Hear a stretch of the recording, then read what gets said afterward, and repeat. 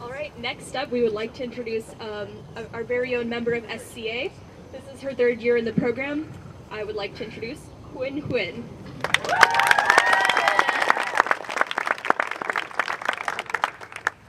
Hi everybody. So, before I begin telling you all about my experience with the Student Conservation Association, I'd like to tell you about who I was 3 years ago. I was 15 and socially awkward, but most importantly, I was trying to find my place in this world. When I joined the SCA, I didn't know anything about the outdoors, let alone conservation. I didn't know what to expect when I mailed my application, but it turned out to be one of the greatest decisions I've ever made. The summer after my first year with the SCA, I set up to go on a 15-day backcountry trip to Mount Rainier National Park. The closer I got to leaving home, the more I wanted to back out. I was scared out of my mind, partly because I'd never been away from home for more than a weekend, but also because I was hesitant to venture into something I'd never done before. But my intuition told me this could be the experience of a lifetime. So I stuffed away whatever fears I had and started packing. On the day I was leaving for Mount Rainier, my mom handed me a slip of paper before she went to work and told me to read what was on it every night so that I'd be safe. I opened the note, and in it was a Buddhist prayer, and written at the end was simply, "Love you, Mom." I put the slip of paper in my backpack, and before I knew it, I was at the campground setting up our tent. On the first night, I couldn't sleep after what felt like the longest day of my life. But then I remembered the prayer my mom had written for me. So I fished it out of my backpack, held it tightly in my hand, and repeated the prayer over and over again until I fell asleep. So far, I'd gotten through one night. The next day, park rangers transported our crew into the backcountry where we would live and build trails for the rest of our trip. Even though it rained our first week there, we lived in the mosquito tent during these storms, playing cards and telling stories. There's something incredibly bonding about cooking dinner together on a Coleman stove and brushing your teeth in the pouring rain.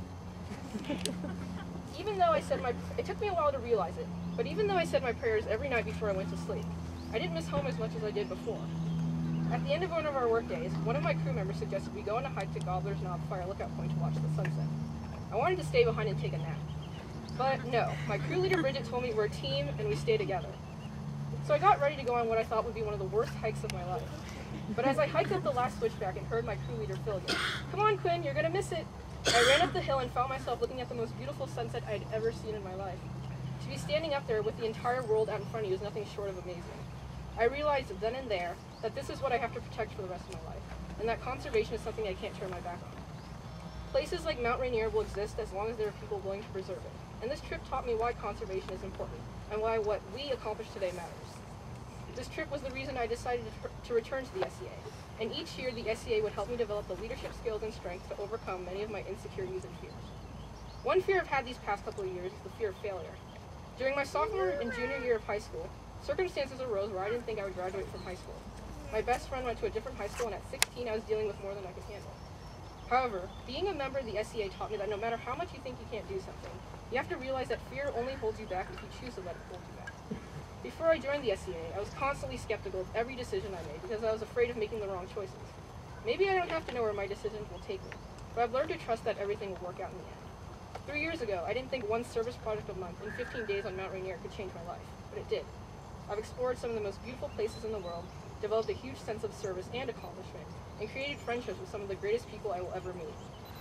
Whenever I am with my fellow crew members and crew leaders, and I see how much we can accomplish in a day's work, and how much of a difference we have made, it is the only time in my life I have felt that I was a part of something bigger. As I approach graduation, I think about moving away from home and learning how to be an adult. However, it is nothing compared to the sadness I feel knowing this chapter of my experience with the SCA is coming to an end. I have found my place in this world.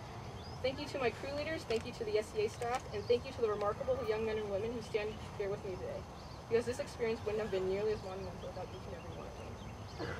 There are not enough words or time to tell you all how big of an impact this journey has had on my life, or how much it means to me.